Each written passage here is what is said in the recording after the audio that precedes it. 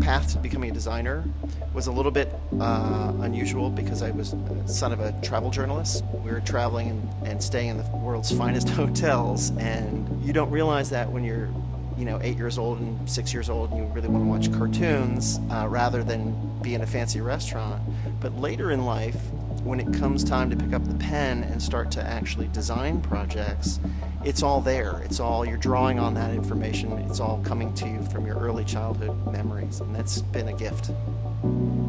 I'm Patrick Sutton. I'm an interior designer, and I own Patrick Sutton Home here in Harbor East.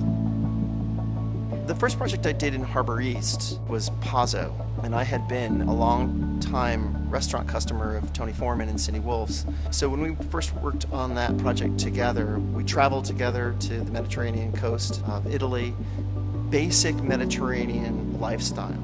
That's the experience at Pazzo. We rolled right in from Pazzo into the design of Charleston, and they wanted to now elevate the dining experience for their customers to be more akin to what Cindy's cooking was capable of.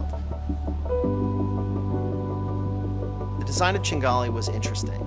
Tony and Cindy wanted to create a restaurant that was Italian in nature, but they wanted it to feel like this grand neighborhood living room. We used that Marmorino plaster over the walls so that it really had an aged quality. There's this beautiful warm walnut wood.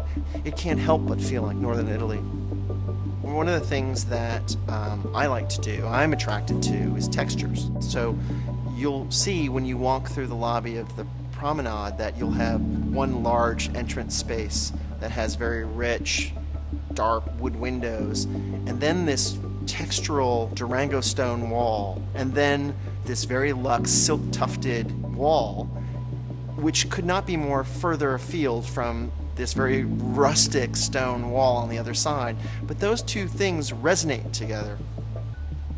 When you're putting an interior together, you want some modern things, you want some things that have a history of stories to tell.